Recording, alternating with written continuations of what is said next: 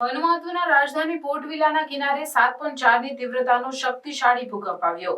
10 kilometre ઊંડાઈએ આવેલા ભૂકંપને કારણે રહેવાસીઓ અને સત્તાવાળાઓમાં સુનામીની સંભાવના અંગે ગંભીર ચિંતા ફેલાઈ। યુનાઇટેડ સ્ટેટ જીઓલોજીકલ સર્વેએ જણાવ્યું કે ભૂકંપ સ્થાનિક સમય મુજબ બપોરે 12:47 વાગે આવ્યો હતો, જેના કારણે ઇમારતો જોરથી હલવા લાગી અને પોર્ટ વિલામાં વ્યાપક નુકસાન થયું।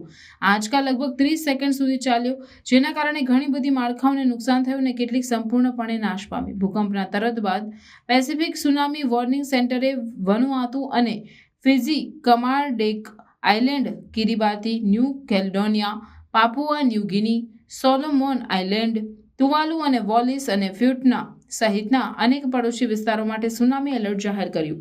ચેતવણીમાં જણાવ્યું હતું કે કેટલાક કિનારાના વિસ્તારોમાં 1 મીટર ઊંચી સુનામી તરંગો આવી શકે છે। વનુઆતુમાં સ્થાનિક સત્તાવાળાઓએ તાત્કાલિક નુકસાનનું મૂલ્યાંકન કરવા અને અસરગ્રસ્ત લોકોને મદદ કરવા માટે ઝડપી કાર્યવાહી કરી તાત્કાલિક સેવાઓને સૌથી વધુ અસરગ્રસ્ત વિસ્તારોમાં મોકલવામાં આવી હતી અને સુનામી તરંગોના જોખમવાળા કિનારાના સમુદાયો માટે ખાલી કરવાની આદેશો આપવામાં આવ્યા હતા।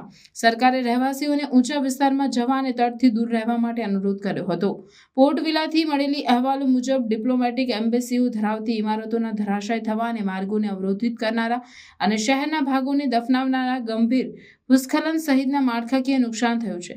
બાઉરફિલ્ડ ઇન્ટરનેશનલ એરપોર્ટના રનવેને પણ નુકસાન થયું, જેના કારણે ફ્લાઇટ્સ રદ કરવામાં આવી। ભૂકંપ અને અનુસંધાનમાં આવેલ સુનામી એલર્ટે વનુઆતુની કુદરતી આપત્તિઓ સામેની નાજુકતાને હાઇલાઇટ કરી છે। આ વિસ્તાર પેસિફિક રિંગ ઓફ ફાયર સાથે સ્થિત છે, જે તેના ઉચ્ચ ભૂકંપીય પ્રવૃત્તિઓ માટે જાણીતું છે। આ તાજેતરની ઘટનાએ આવી આપત્તિઓના પ્રભાવને ઘટાડવા માટે તૈયારી અને મજબૂત માળખાકીય સુવિધાઓની મહત્વતાને દર્શાવી છે। જ્યારે પરિસ્થિતિ વિકસિત થઈ રહી છે, ત્યારે સત્તાવાળાઓ અસરગ્રસ્ત સમુદાયોને રાહત અને સહાય પ્રદાન કરવા પર ધ્યાન કેન્દ્રિત કરી રહ્યા છે। આંતરરાષ્ટ્રીય સમુદાય પણ વનુઆતુને તેની પુનઃપ્રાપ્તિ પ્રયાસોમાં મદદ કરવા માટે તૈયાર હોવાનું કર્યું છે। આ વિનાશક ભૂકંપ દ્વારા ઊભી થયેલી પડકારોને પાર કરવા માટે વનુઆતુના લોકોની લચીલા અને એકતા મહત્વપૂર્ણ રહેશે।